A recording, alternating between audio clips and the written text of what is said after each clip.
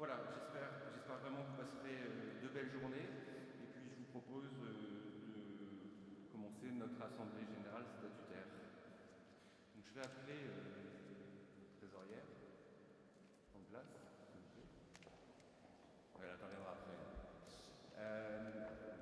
Patrick Maricio, qui est de MRCNCA, responsable du contrôle d'activité. Je ne suis pas oublié, Patrick, il est là depuis l'arrivée. Et puis Frédéric qui est en charge avec Benoît Van der Schelden des dérogations.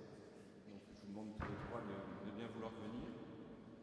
Et puis je vous propose de commencer notre assemblée générale.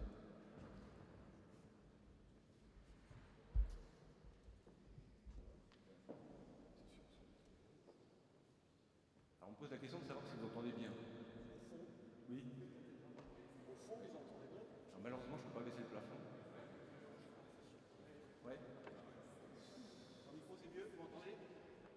C'est mieux sans micro ou c'est mieux avec micro? C'est mieux avec micro. Je vais te donner les écouteurs.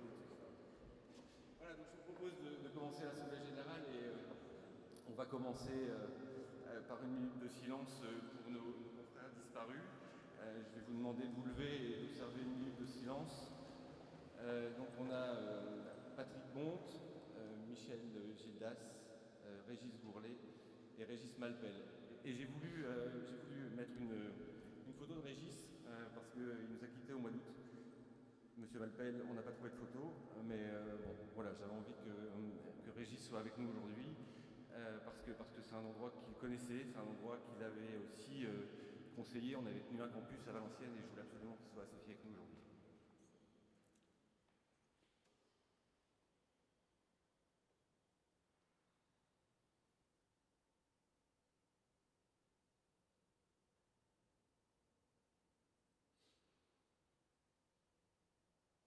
Je vous remercie.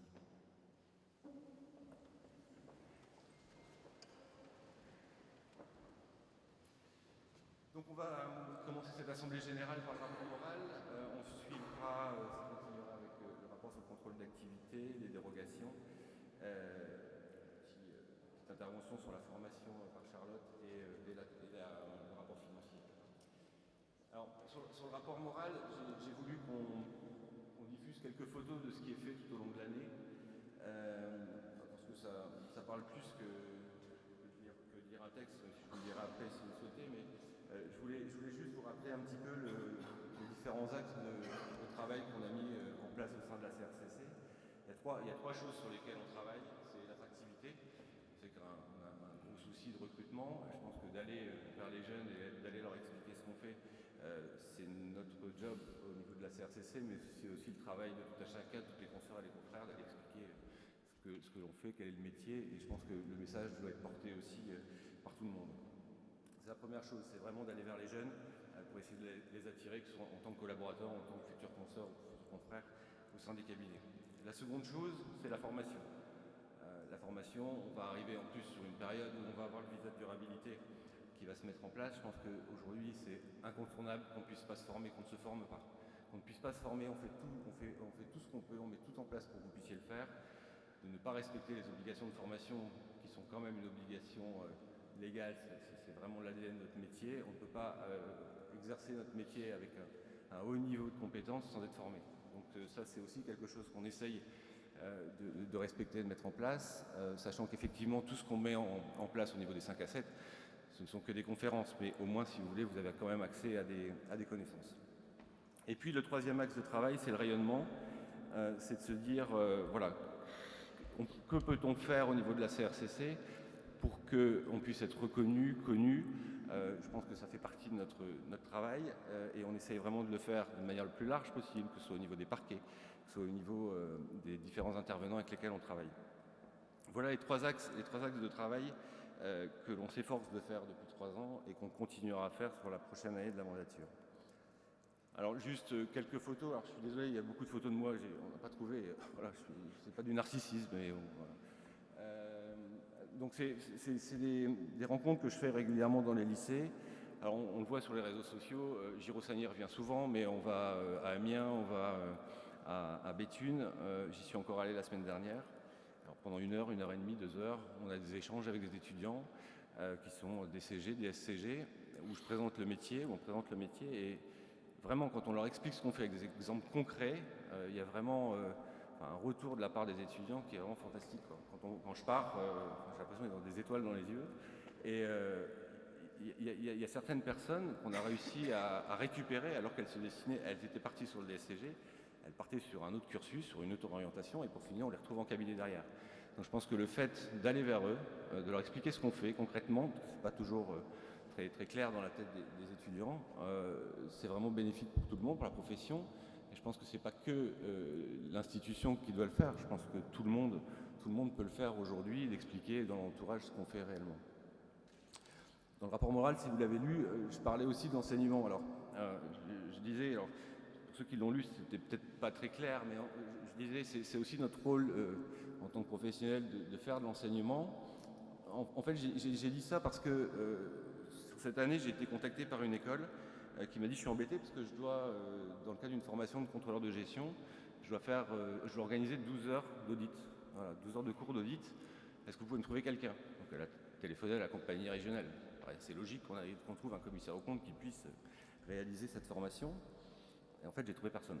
Donc je me suis dit, bon, c'est quand même dommage, sur une population de 600 personnes, de ne pas trouver quelqu'un qui puisse aller faire ses cours. Et donc je voulais le rappeler, juste ça, de dire, bah, oui, ça fait partie de notre job aussi d'aller enseigner l'audit aux étudiants. Alors pour finir, j'y suis allé en fait, j'ai fait les 12 heures de formation. Je ne pouvais pas en tant que président dire j'ai trouvé personne, enfin, c'est pas possible. On a organisé la nuit qui compte aussi, sur 2 sites, sur Lille et Amiens. Ça a réuni près de 550 étudiants. C'était vraiment 2 événements qui ont marqué les étudiants, mais qui ont aussi marqué les professionnels, parce que je remercie les élus qui sont venus au contact des étudiants. François Gérard aussi, qui est allé sur Amiens, qui représente aussi la compagnie, et l'ensemble des consoeurs et des confrères, il y en a certains d'entre vous qui sont là, qui ont joué le jeu et qui sont venus au contact. On avait des tables autour desquelles on échangeait et sur lesquelles on expliquait notre métier. Et c'était vraiment un réel succès. C'est un événement qui a été organisé en partenariat avec l'Ordre des experts comptables. Je remercie ici Hubert Tondeur, que vous connaissez toutes et tous, qui a passé 10 ans à la tête de l'Ordre, et à qui a succédé Corinne Renard. Donc on continue pour toutes ces actions d'attractivité et de communication à travailler en partenariat avec l'Ordre. Parce que je pense qu'en alliant nos forces sur ces thématiques-là, on sera beaucoup plus fort. Donc la nuit qui compte, grand succès. Sur l'attractivité, je pense que j'ai fait à peu près le tour. On accueille aussi régulièrement des jeunes étudiants au siège de la compagnie et de l'Ordre. Donc pareil, hein, on les fait venir pendant une demi-journée, une journée, puis on leur explique quel est le rôle de chaque profession. C'est pareil, c'est toujours un réel succès. Le second axe de travail, c'est la formation. Donc encore une fois, on organise des 5 à 7. Alors effectivement, c'est pas validant, c'est des conférences, mais on essaye au moins de varier les sujets. Si vous voulez, vous le voyez là, il y a Patrick Lesage qui était intervenu l'année dernière sur le sommeil, et là qui était intervenu sur le stress. Alors on le fait en distanciel. C'est vrai qu'on préfère aujourd'hui le faire en distanciel plutôt qu'en présentiel. C'est moins convivial certes, mais en tout cas ça permet de toucher le plus grand nombre. Et on essaye de varier les sujets. Je pense qu'effectivement la visio, c'est quand même un format qui, pour ces événements-là, est devenu la norme. Alors, on a effectivement eu des interventions avec Patrick Lesage sur le stress. On a eu une conférence avec les mandataires administrateurs judiciaires sur la thématique de être ou ne pas être en cessation de paiement. Ça a réuni près de 200 confrères. C'était vraiment un succès. Et puis ça permet en plus de briser la glace en fait, entre nos 2 professions. On a l'habitude de travailler souvent ensemble. Donc on n'est pas forcément toutes les attributions de chacun.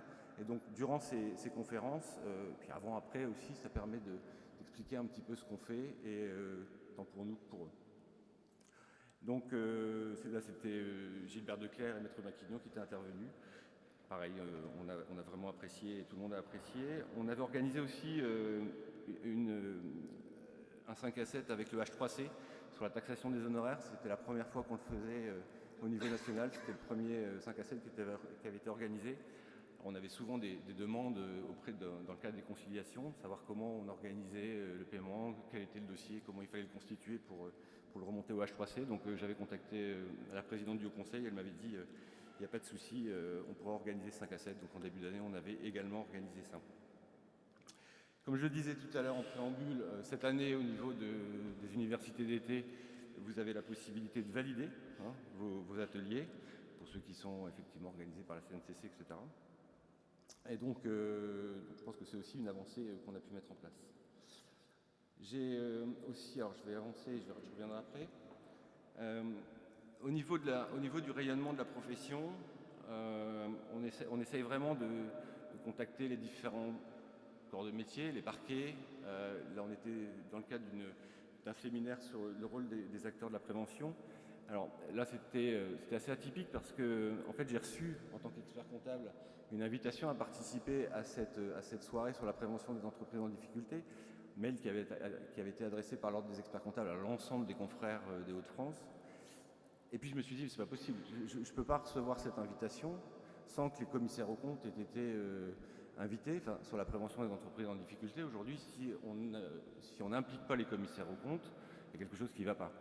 Donc j'ai pris mon téléphone, j'ai appelé la présidente de l'ordre, Corinne, et puis je lui ai dit, mais je ne comprends pas pourquoi on n'a pas été sollicité à ce niveau-là. Corinne venait juste de rentrer dans ses fonctions, c'était pas forcément simple, et elle m'a fait appeler par la personne qui s'occupait de cette manifestation. Et je lui ai dit, mais pourquoi vous n'avez pas invité les commissaires aux comptes? Enfin, vous connaissez la procédure d'alerte, il y a quelque chose qui manque dans le maillon, on a loupé quelque chose. Et effectivement, il me dit, oui, c'est vrai, pourtant c'est un DAF, et il me dit, on loupe quelque chose et on ne connaît pas forcément le déroulement de cette procédure. Donc il nous a permis d'accéder, d'assister à cette formation et d'intervenir.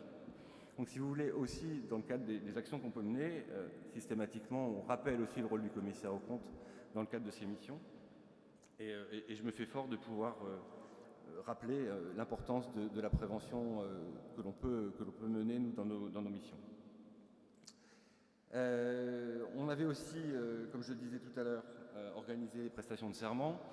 Alors, il y a toute une procédure pour la prestation de serment qui est en train de se mettre en place. Il y a un peu une réforme qui se met en route, mais on vous en dira plus. Ce n'est pas le lieu pour vous expliquer comment ça fonctionne.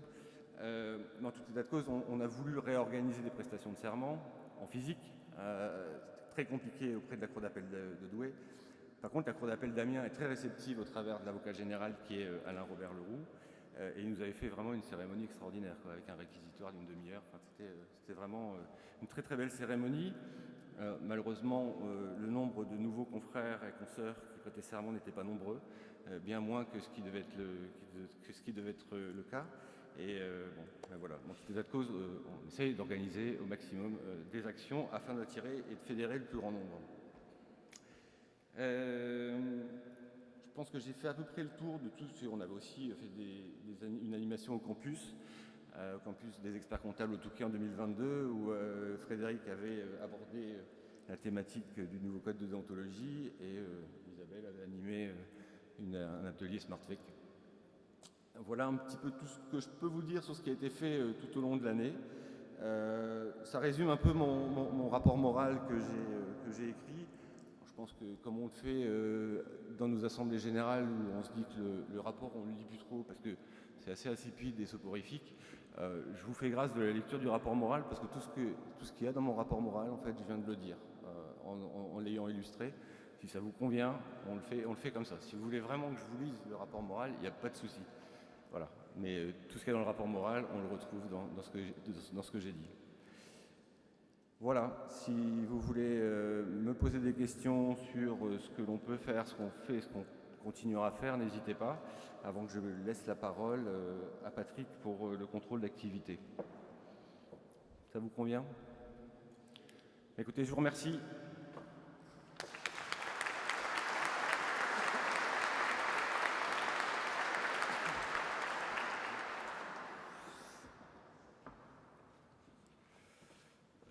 En premier lieu, je vais dire bonjour à toutes et à tous ceux que je n'ai pas salués tout à l'heure au café. Alors, c'est la punition habituelle et annuelle. Donc, on va parler du contrôle d'activité. Juste revenir en arrière sur ce qu'on a tout à l'heure donné comme hommage à Régis Gourlet. Il faut savoir qu'il a été le DRQ à l'époque, c'était DRQ, du 1er janvier 2011 au 31/12/2013. Et depuis, c'est votre bien dévoué qui a pris sa place, qui ne cherche pas à s'arc-bouter sur sa place, mais qui ne trouve malheureusement pas un remplaçant ou une remplaçante, sachant qu'au travers de ça, je passe un message sans insister sur le message. Voilà, donc j'ai 11 ans de pactage sur la fonction et un certain historique de ce qu'a pu être le contrôle d'activité qu'avait connu à l'époque Régis. La passation de pouvoir entre lui et moi s'étant passée de manière tout à fait harmonieuse, d'autant qu'il avait pris la présidence 2013, 14, 15 et 16. Donc je souhaitais refaire un petit clin d'œil à notre cher Régis au travers de ça. Alors, le contrôle d'activité, on va vous présenter des chiffres qu'il faut surtout retenir. Et pour l'essentiel, il y a 3 maîtres mots sur le contrôle d'activité. On est toujours sur une dichotomie très nette entre les contrôles EIP et les contrôles non EIP. Donc, EIP, entité d'intérêt public, n'est-ce pas?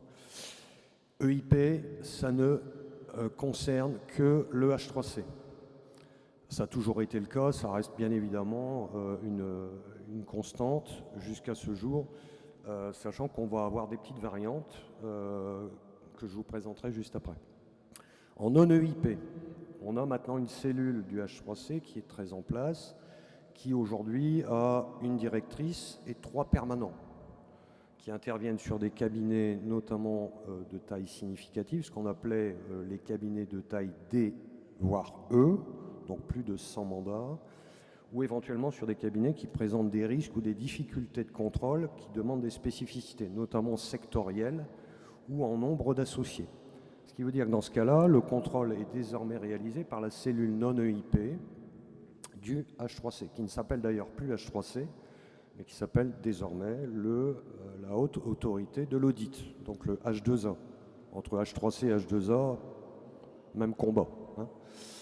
Ce qu'il faut savoir, c'est qu'aujourd'hui, il y a une convention de délégation qui a toujours été maintenue, qui restera valide pour la période 2023 et de prime abord également pour 2024, sachant que j'ai fait un appel tout à l'heure à candidature, mais je crois qu'en 2024, je serai encore sur la fonction, au moins jusqu'à la fin de la mandature, tel que le signalait tout à l'heure Grégory. Donc revenons juste sur le non-EIP. Donc sur la partie non-EIP, on a une convention de délégation qui a été donnée à la CNCC pour réaliser les contrôles. Il faut savoir que derrière, il y a une sous-traitance par la CNCC qui est déléguée aux compagnies régionales. D'où la nécessité de recruter régulièrement des contrôleurs régionaux qui ne sont en soi pas des contrôleurs régionaux, mais des contrôleurs sous la coupe du contrôle de la Compagnie nationale des commissions aux comptes. Et donc on va voir au travers de cela que nous, les contrôles qui nous sont délégués ne sont simplement que des contrôles délégués par la CNCC sous couvert du H3C. Donc j'ouvre tout de suite une parenthèse et je la fermerai rapidement. C'est que cette année, c'est typique pour ceux qui sont contrôlés, qui auront d'ailleurs le bénéfice de la semaine prochaine d'une formation que j'animerai personnellement. On n'a toujours pas, aujourd'hui, pu affecter les contrôleurs sur les contrôlés non-EIP délégués par le H3C à la CNCC pour pouvoir mener et lancer aujourd'hui la campagne de contrôle. C'est-à-dire que pour ceux qui sont contrôlés, aujourd'hui, vous n'avez reçu qu'un QIP à nous retourner et accessoirement, vous n'avez toujours pas eu la désignation des contrôleurs, le ou les contrôleurs qui vous seront désignés. Voilà. Dernier point qui est un point important, c'était le 3e que je souhaitais souligner, après on rentrera dans les chiffres. Ce qu'il faut savoir, c'est qu'on est toujours, à ce fortiori depuis l'époque de Régis, que j'ai remis à l'honneur il y a très peu de temps juste avant, on est toujours sur un format classique, c'est-à-dire que les EIP sont toujours contrôlés sur une période triennale, c'est-à-dire à minima tous les 3 ans, ils font l'objet d'un contrôle d'activité. En non-EIP, on est toujours sur un format de contrôle qui est tous les 6 ans, sauf particularité qui est en train de se mettre en place pour lequel on a une visibilité qui est plus que moyenne. On en a reparlé en commission nationale le 9 juin à Paris, qui est le contrôle par entretien. Alors, aujourd'hui, on n'y voit pas trop clair. Pourquoi? Parce que le contrôle par entretien, c'est un contrôle qui concerne des cabinets de taille A et B au maximum, donc moins de 20 mandats, et le contrôle peut être fait par téléphone et ou visio, bon, avec un budget de temps qui est relativement restreint. Donc aujourd'hui, c'est une des particularités qu'on va essayer d'examiner plus spécifiquement au titre de la période de contrôle 2023. Voilà. Donc les 3 maîtres mots, je pense que j'ai été relativement clair. Je vais donc balayer, alors il y a 6 slides, on va aller relativement vite, il y a quelques chiffres, et puis quelques conclusions qui sont liées au contrôle, sachant que la campagne de contrôle de l'année 2022, normalement, je parle sous contrôle d'Aurélie, il doit en rester qu'un seul contrôle, je pense. Il en reste un sur 72, donc ça va, on a déjà vu pire. Voilà, donc on va passer les slides. Donc au niveau du contrôle non EIP 2022, on parle bien de la période 2022. D'accord, parce que ça fait du... Okay. Donc pour la période de contrôle 2022, donc pour ceux qui sont contrôlés au titre de 2023, on leur demande de réaliser l'activité de leur cabinet sur la base des DA des exercices clos en 2022. Donc en 2022, sur la base des exercices clos DA de 2021. Donc il y a eu 1079 contrôles qui étaient prévus au niveau national. Bien sûr, on parle de non-EIP. Hein. On est bien d'accord ici. On est sur le non-EIP. Je ne vois pas, il ne voit pas le truc. Enfin, non, peu importe. Donc non-EIP. On en a eu 72 pour la région de Hauts-de-France, dont 15 ont été gérés par la CNCC. Un contrôle a été réalisé par le H3C pour les Hauts-de-France. Il faut savoir, mais ça on doit le dire, je pense qu'on a un devoir de le dire, c'est que là aussi, vous avez votre bien dévoué qui est devant vous, qui a fait l'objet d'un contrôle H3C, étant donné qu'il est président. Donc on estime que les élus doivent être plus blancs que blancs, un peu comme le sketch à Coluche. On fait l'objet soit d'un contrôle directement par le H3C, soit éventuellement, c'était le cas de tous les élus, ça a été mon cas, d'être contrôlé directement par la CNCC. Ça, il faut le savoir. Je pense qu'il faut quand même le souligner. Le H3C mettant un impact très fort sur le fait que les élus, a fortiori occupant des fonctions dans les commissions, doivent être, peut-être pas plus blancs que le blanc, mais en tout cas, il ne doit pas y avoir d'aspérité dans leur structure d'exercice professionnel. Voilà, donc en fait, au niveau des contrôles, on voit, hein, je ne vais pas vous abreuver de conclusions, c'est qu'on voit sur le plan national que on est quand même avec une majorité d'opinions étayées. Donc je rappelle pour ceux qui ont fait l'objet d'un contrôle ou qui feront l'objet d'un contrôle, c'est qu'on a sur les examens de mandat soit une opinion qui est étayée, ça ne pose pas de problème, ce qu'on appelait autrefois opinion vert. Opinion orange, où l'opinion est étayée, mais il y a des améliorations qui peuvent être attendues, notamment dans le déploiement de la méthodologie. Les mandats rouges, alors là l'opinion n'est pas du tout étayée, le confrère ou la consoeur est passé complètement à côté de l'opinion sur le mandat sélectionné, et puis enfin le mandat noir, l'opinion est erronée. L'exemple le plus typique qu'on rencontrait, c'est que les confrères et consoeurs mettent en annexe de leur rapport sur les comptes annuels la liasse fiscale, qui ne présente qu'une seule année et non plus une comparabilité N-1. Bon, voilà. Donc vous voyez que l'opinion est étayée et l'opinion étayée et l'opinion non étayée représentent quand même quasiment, on va dire, plus de 85 voire 90% du montant total sur la base de 1288 mandats examinés. Donc on parlait de 1079, il y en a eu quelques-uns qui ont été annulés. Il faut savoir qu'on va jusqu'à sélectionner 3 voire 4 mandats par contrôle d'activité. Donc là, on a effectivement plutôt les tailles et types d'entreprises. On est plutôt quand même 40%, on relève de la catégorie moyennes entreprises, qui fait d'ailleurs l'objet de sélection dans le contrôle des mandats. Bon là, il n'y a pas forcément besoin de rentrer dans trop de détails. Ça ne paraît pas nécessaire, en tout cas en l'état de ma conclusion de l'année 2022 écoulée. Donc qu'est-ce qui va se passer pour 2023? Donc ce que je vous disais en préambule, on est toujours sur une logique qui est celle d'un contrôle tous les 6 ans. Alors il y en a certains ou certaines qui peuvent faire l'objet d'un contrôle, d'ailleurs sur demande ou sur orientation du H3C. Là j'attire votre attention dessus. D'une part un contrôle qui ne s'est pas bien passé. Donc ça c'est possible que ça fasse l'objet de ce qu'on appelle un contrôle qui se reprovoque plus rapidement. Surtout, et c'est là-dessus qu'insistait, et je pense qu'après la parole viendra à Charlotte, aujourd'hui ont été retenus dans la catégorie cabinet risqué les cabinets pour lesquels les signataires, le ou les signataires, ne remplissent pas les 120 heures sur les 3 années glissantes. À partir du moment où les 120 heures n'ont pas été retenus et réalisés dans le quota qui était imposé par la loi depuis 2009, d'ailleurs, c'est pas d'aujourd'hui, c'est de 2009, pour le H3C, le cabinet devient risqué. Donc ça, faut qu'on le sache. Donc, au niveau non-EIP, on voit qu'on en a quand même moins, 877. Donc finalement, on ne l'a pas dit, mais on digère un peu les effets post-Covid.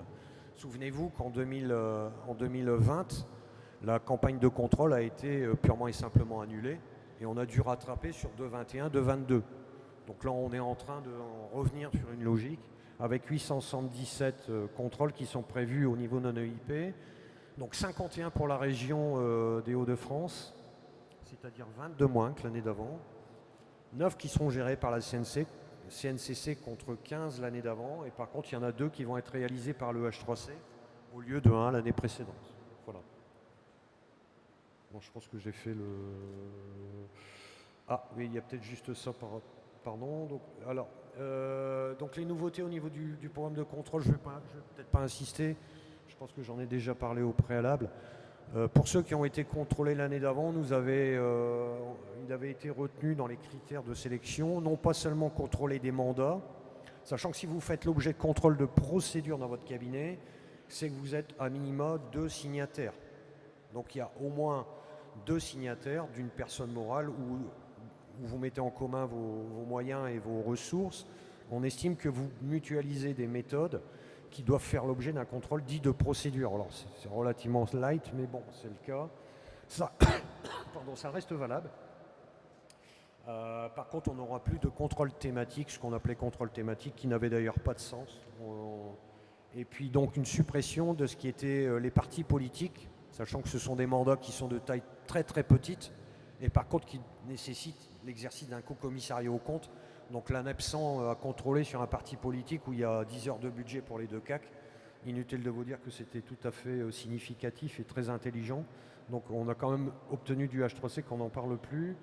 Et pour le reste, il n'y a pas d'autres modifications, sauf l'intensification, et je vous l'ai déjà dit au préalable, et j'en finirai par ça, l'intensification des contrôles par entretien unique pour tous les cabinets non risqués.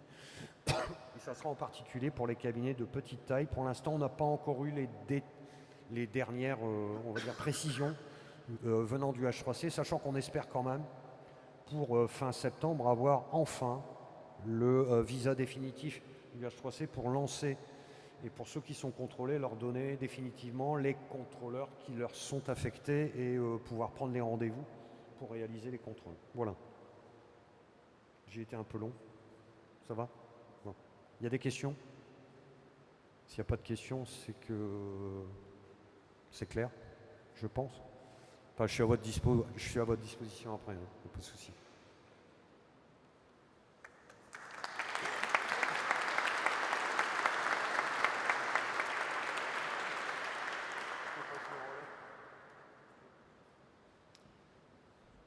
Bonjour à toutes et tous.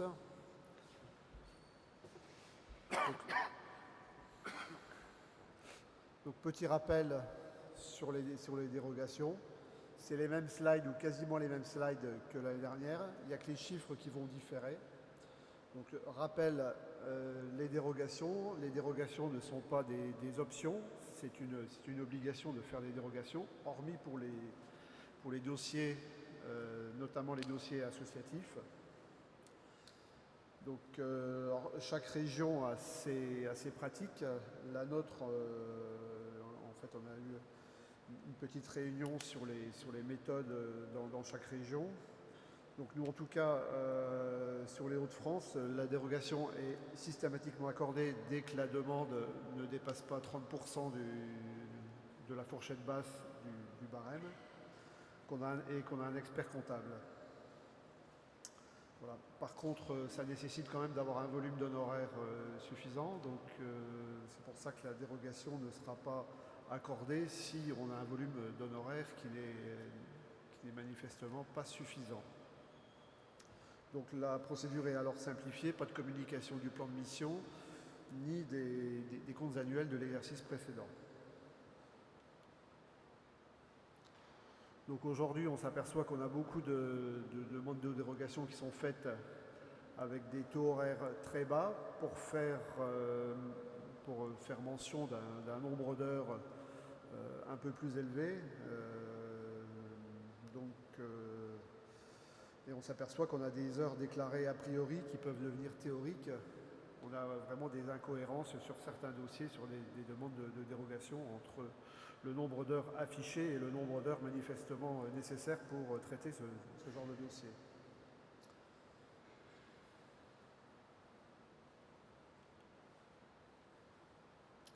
Alors pour ceux qui doivent déposer une demande un peu plus complète avec le plan de mission et les comptes annuels, donc il faut quand même que le plan de mission soit complet, donc qu'on voie l'approche par les risques et l'évaluation du risque de fraude, et qu'on ait une cohérence aussi entre l'examen du contrôle interne.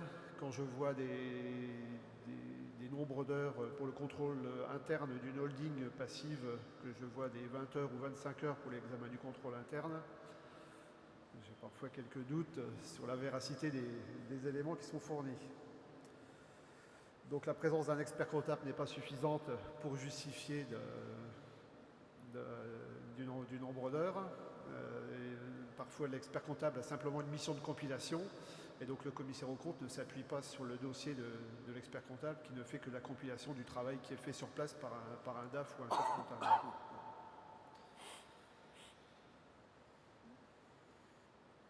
Donc bien s'assurer évidemment qu'on peut s'appuyer sur les travaux de l'expert comptable. Vous n'avez pas forcément à apporter de jugement sur le travail de l'expert comptable. Voilà. Certains confrères disent l'expert comptable est un bon expert comptable, donc je peux m'appuyer sur ses travaux. Ce qui laisserait supposer que, comme pour les chasseurs, il y a les bons et les mauvais. Voilà.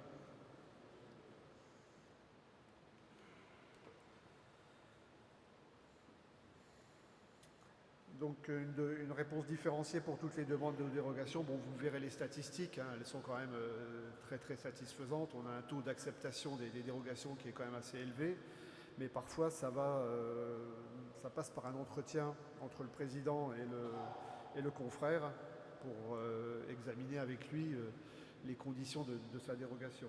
Voilà. Donc souvent, ça sera une acceptation avec observation quand on a un niveau d'honoraire faible, qui est souvent relié à un taux horaire faible.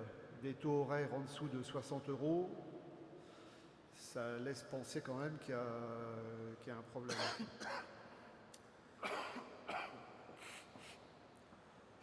Donc évidemment, on apporte un jugement sur le total des heures qui sont nécessaires et ce qu'on peut estimer nécessaire au vu des chiffres de l'entité auditée. Alors, une chose importante qui va expliquer en partie les chiffres qu'on va examiner tout à l'heure, c'est que la demande de dérogation doit être envoyée pendant l'exercice, au plus tôt à la CRCC. C'est vrai qu'on reçoit beaucoup de demandes entre le 15 décembre et le 31 décembre. Donc autant vous dire que les délégués dérogation, je pense que Benoît va être d'accord avec moi, on a une surcharge d'activité le soir du réveillon et en tout début d'année pour se remettre du réveillon. Donc en tout cas, le dossier doit être envoyé au plus tard à la date de clôture de l'exercice. La dérogation reste valable pour la durée du mandat, à condition que les éléments ayant motivé la dérogation ne changent pas, et notamment quand il y a des franchissements de seuil dans le barème. Si la société a vu ses chiffres diminuer ou inversement augmenter, il faut refaire une demande de dérogation. Donc je rappelle que les associations et fondations ne sont pas concernées par les demandes de dérogation. On en voit quand même de temps en temps passer. C'est du travail pour rien. Alors voilà les chiffres. Entre 2021 et 2022, on s'aperçoit que les dérogations accordées sont en hausse. Par contre, il y a un autre chiffre qui est important, c'est qu'en 2021, on a eu 202 dérogations qui ont été annulées. On est revenu à 90 en 2022. Alors on peut lier ça peut-être à des confrères qui n'avaient pas compris qu'il fallait déposer les dérogations avant le 31 décembre. Si elle est déposée, un mois ou 2 mois après, elle est systématiquement refusée. Il doit en refaire une pour l'exercice suivant. Peut-être un peu la peur du gendarme aussi qui fait qu'il y a plus de demandes de dérogation qui sont faites. Et puis tous les ans, l'Assemblée générale, répéter ces messages. Je pense qu'à un moment, ça marque un petit peu. Alors vous voyez donc le nombre de dérogations refusées. On en avait 4 en 2021, on en a 16 en 2022. On est sur 2% de refus. Ça veut dire que les dérogations, les demandes de dérogation sont bien faites, sont bien documentées, et que finalement il y a assez peu de refus. Voilà. Donc sur l'année en cours, les chiffres ne sont pas significatifs puisque je n'ai pas les statistiques, mais je pense qu'on a 75-80% des demandes de dérogation qui concernent les 31 décembre et qui vont être faites sur le mois de décembre 2023. Donc les chiffres en cours et les éléments qui sont en cours de traitement, pour moi, je pense qu'ils ont dû être traités depuis le 14 septembre. Voilà.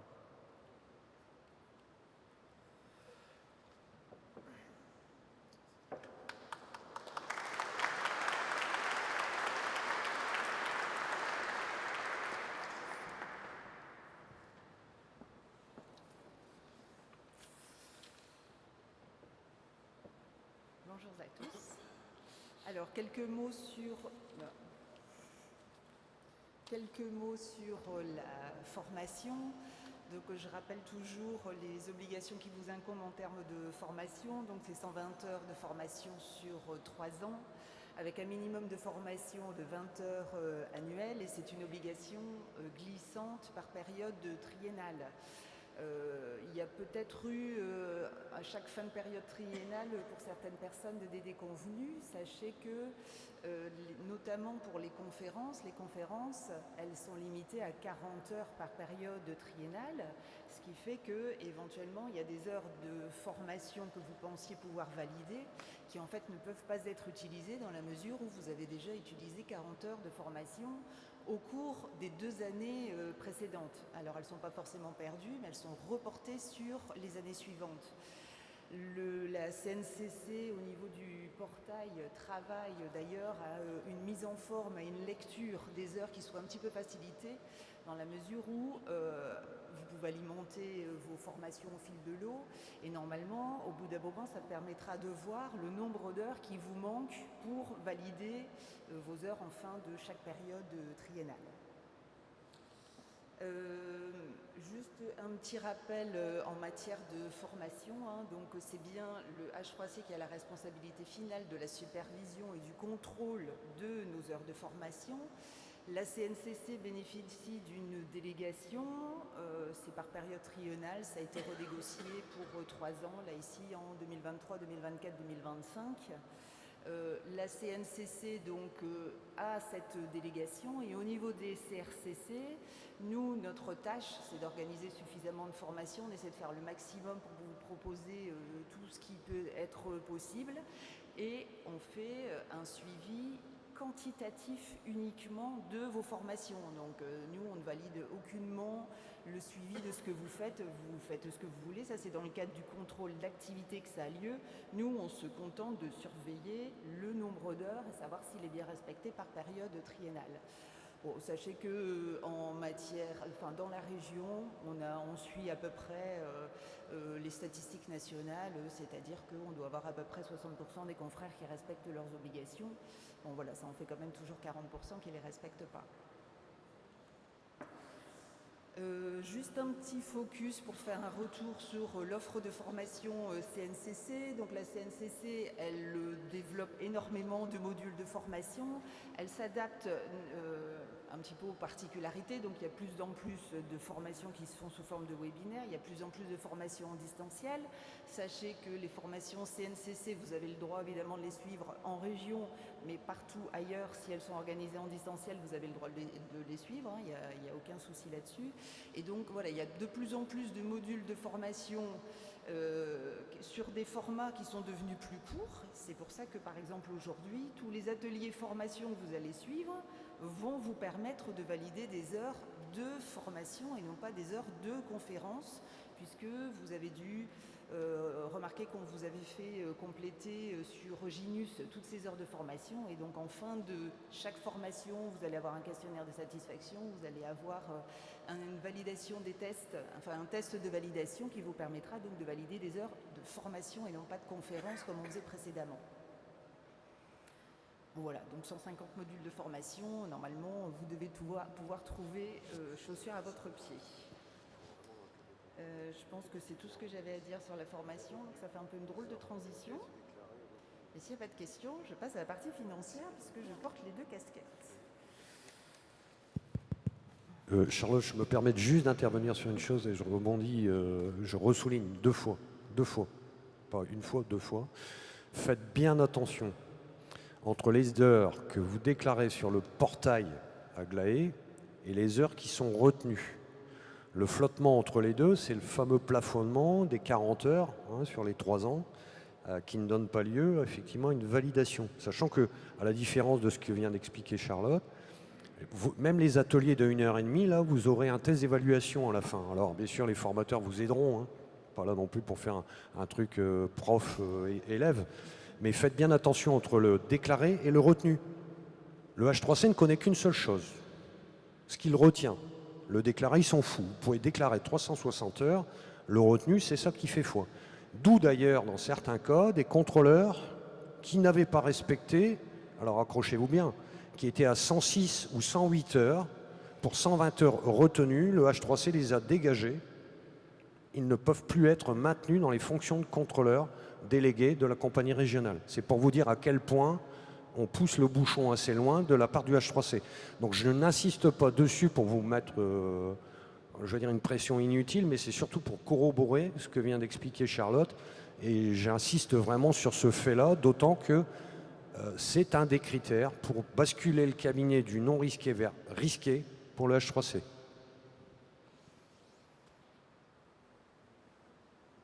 Alors cela dit, moi j'avais entendu dans les discussions, mais qu'au niveau du H3C, ils considéraient qu'entre 100 heures et 120 heures, ça allait être un nouveau critère, entre 100 et 120 heures, alors pas pour les contrôleurs d'activité, pour les contrôleurs d'activité, on ne disconvient pas, mais qu'entre 100 et 120 heures, finalement, c'était une marge tolérable. Bon.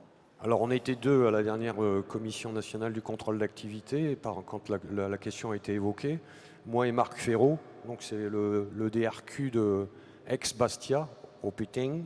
On leur a dit, vous faites comme la règle de tolérance, 10%, quand vous avez été pris sur l'autoroute, on vous laisse 10% de ballottage ou de battement. C'est presque, ils ont été incapables de répondre à la question. En gros, faut être clair, on a eu le cas d'un contrôleur, 106 heures, c'est pas 108 heures. 120 moins 10%, ça fait 108. Donc 106, c'est pas 108, donc dehors. Voilà. Donc c'est vraiment très binaire et malheureusement c'est ce qui nous a été rétorqué par les représentants du H3C pour le département non EIP. Alors voilà. Après je sais pas, je ne fais pas partie de la commission formation, mais bon.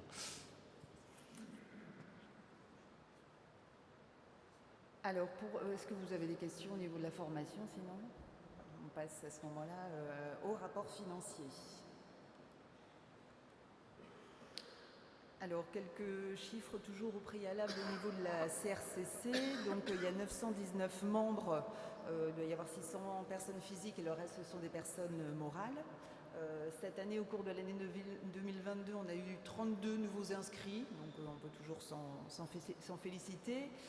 On est la 4e CRCC de France par rapport au nombre de ses membres. Donc la base des honoraires qui sont facturés, donc qui servent pour la collecte des cotisations, donc c'est 119 millions. C'est toujours c'est légèrement en augmentation par rapport à l'année dernière, mais enfin pratiquement rien. Mais disons qu'on est stable en montant d'honoraires. Pareil, on suit toujours à peu près les stats nationales, on a à peu près les mêmes chiffres. Donc au niveau de la CRCC, vous savez qu'on collecte l'ensemble des cotisations et qu'ensuite on les remonte donc à la fois au national pour 711 000, ça fait à peu près 35%, et une partie, 38%, qui sont versés à la compagnie d'assurance. Enfin, ça transite de nouveau par la compagnie nationale. Et donc nous, on garde les 27% restants qu'on a collectés. Alors, voilà, de quelle manière on a récupéré les ressources de fonctionnement de la CRCC. Donc, en termes d'appel de cotisation, ça représente 558 000 euros. C'est un peu plus que l'année dernière, sachant que je vous ai dit, voilà, le montant des honoraires, la base de collecte de la cotisation professionnelle, elle est complètement stable par rapport à l'année dernière. Hein, je ne sais pas si vous voyez les chiffres. On a fait plus 0,13%. Ce qui en année d'inflation n'est pas forcément un bon signe, mais enfin toujours est-il qu'en termes de chiffres, en valeur absolue, on est complètement à l'identique. Donc dans les 558 000 de cotisation, on a à peu près 550 000 pour la partie proportionnelle.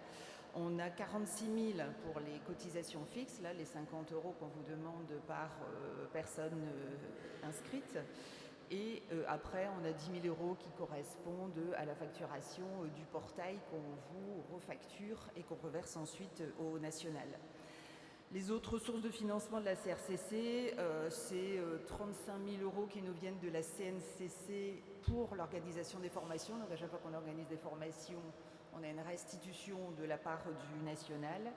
Et au titre de la délégation du contrôle d'activité et du suivi de la formation, le H3C nous donne généreusement la somme de 13 000 €, ce qui fait qu'on arrive à la somme de 612 000 au total. Alors, de quelle manière ces sommes sont engagées derrière au fonctionnement de la compagnie? Donc, on a les charges externes à hauteur de à peu près 400 000 €, donc qui s'éclatent de la manière suivante. Vous voyez bien les chiffres en fait ou pas? Ouais. Bon, un peu de fourniture de consommables, rien de particulier. Tout ce qui est location et charges locatives, c'est en gros le fonctionnement de l'immeuble de la rue de Tempermande, là, qui est l'immeuble qui est à Lille. En entretien et réparation, on en a pour 24 000. C'est le ménage, le matériel informatique, enfin toutes ces dépenses classiques de fonctionnement. La prime d'assurance, rien de particulier. Tout ce qui est intermédiaire et honoraire, les 48 840, on a les honoraires de fonctionnement pour les fiches de paie, les indemnités qui sont versées dans le cadre du contrôle d'activité et les rémunérations des membres du bureau. En information et communication, il y en a pour 49 399. Donc là, je rebondis sur ce que disait Grégory tout à l'heure. Il y a eu pas mal d'actions de communication qui ont été faites en direction de tous les extérieurs pour faire la promotion de la CRCC. Donc il y a de la publicité dans la presse, il y a toutes les actions de communication avec la nuit qui compte, les tournois de finances, les journées sportives, etc. Il y en a un certain nombre d'actions qui sont organisées en partenariat avec l'ordre et certaines qui sont faites de manière autonome par la compagnie. Et donc l'idée, c'est toujours de faire la promotion au maximum de la profession pour attirer le maximum de gens. Déplacement, réception, en fait, on regroupe là-dedans l'organisation de l'Assemblée générale de la compagnie, dont on essaie de faire un moment important dans la vie de commissaire aux comptes, en faisant à la fois le moment statutaire et puis une voire deux journées de formation. L'année dernière, ça avait remporté un franc succès, donc on a voulu renouveler le système, éventuellement le pérenniser sur les années suivantes. Donc ça représente une enveloppe, mais voilà, on est content de pouvoir vous offrir toutes ces formations. Frais postaux, télécom, rien de particulier, frais bancaires non plus, et tout ce qui est autres services extérieurs, les 77 000, en fait, dedans, on retrouve tous les frais d'organisation de toutes les autres formations, donc ce qu'on est obligé pour acheter les formations à la compagnie, l'organisation, les locations de salles, et éventuellement, de temps en temps, on est obligé de payer le participant manquant, parce qu'on essaie d'avoir le moins possible d'annulation de formation. Donc de temps en temps, il faut que la compagnie paye pour avoir le 7e participant qui nous autorise à maintenir la formation en région. Donc voilà pour les charges externes. En charge de personnel, bon, la masse salariale, elle est restée stable. Donc c'est toujours notre équipe de choc, Aurélie, Véronique et puis Laurence, voilà, qui sont là, qui nous accompagnent depuis de nombreuses années. Donc voilà, sur la masse salariale. Les impôts et taxes, c'est essentiellement formation continue, taxes sur les salaires sur ces mêmes rémunérations, ce qui donne des charges d'exploitation au total de 560 000 €. Donc quand vous regardez le compte de résultat, je ne vois plus rien, on retrouve les grands agrégats que je vous ai développés juste avant, ce qui fait que donc, les produits d'exploitation 613 000 moins les charges d'exploitation, on arrive à un résultat d'exploitation de 53 000. Après déduction, en l'occurrence de charges financières, on arrive à un résultat de 45 000 et une petite déduction de 1 000 € d'un résultat exceptionnel. Je ne vais peut-être pas raconter l'anecdote, mais enfin on a quand même réussi à se faire piquer un chèque dans la boîte aux lettres d'une banque. Donc malheureusement, qui a quand même été envoyé un chèque qui a été envoyé à un confrère. Donc il a déposé dans sa banque, c'est dans sa banque qui s'est fait voler le chèque. Mais enfin toujours est-il que nous, on n'arrive pas à remettre la main dessus. Et donc voilà, on arrive à un résultat de 38 263 au titre de l'année 2022. Et donc, dernier point sur les postes du bilan. Donc, en matière d'immobilisation, on en a pour 328 000, mais enfin, l'essentiel, on fonctionne avec très peu de moyens. Donc, c'est que du matériel informatique qui représente à peu près 16 000 €. Après, on a les parts de la SCI de Tendre-Monde. Et puis, on a aussi un placement financier long terme qui doit représenter à peu près 160 000 €. Les créances, grosso modo, il doit y avoir à peu près 7 000 € à récupérer sur les confrères. Donc on va dire globalement, on est toujours un peu à devoir bagarrer pour récupérer les dernières cotisations en fin d'année. Mais enfin bon, voilà, on y arrive à peu près. Le reste, c'est des sommes à recevoir de la CNCC, justement au titre de l'organisation des formations. Les autres créances, ce sont des avances qui ont été faites, pareil aux deux SCI, donc la SCI de l'immeuble de Lille et la SCI de l'immeuble d'Amiens qui est en cours de vente et donc on va bientôt récupérer la trésorerie. Bon, la trésorerie, rien de particulier, les fonds propres non plus. Et voilà, dans les dettes fournisseurs, on provisionne notamment tout ce qui est organisation de l'Assemblée générale. Et donc en termes de fonds propres, on en a pour 1 062 000. Voilà pour la présentation du bilan. Est-ce qu'il y a des questions? Sinon, je laisse la place au censeur.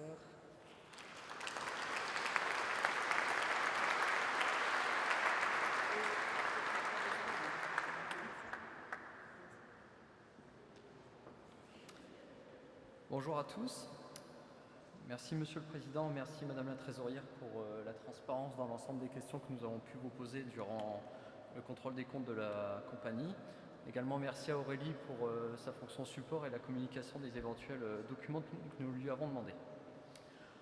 Donc, en application des dispositions de l'article R 821-36 du Code de commerce relatif à l'organisation et au statut de la profession, nous avons l'honneur de vous rendre compte de l'exécution de la mission que vous nous avez confiée lors de l'Assemblée du 29 octobre 2021.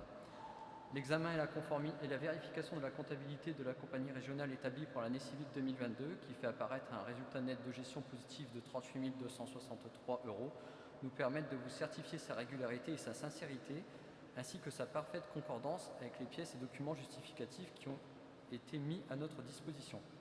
Par ailleurs, le rapport financier arrêté par le bureau du Conseil régional et présenté par la trésorière, notre consoeur Charlotte Thierret, donne une image fidèle du résultat des opérations de l'année 2022, ainsi que de la situation financière et du patrimoine de la compagnie à la date du 31 décembre 2022. À Lille, le 30 août 2023, les censeurs, mon confrère Aldo et moi-même. Merci.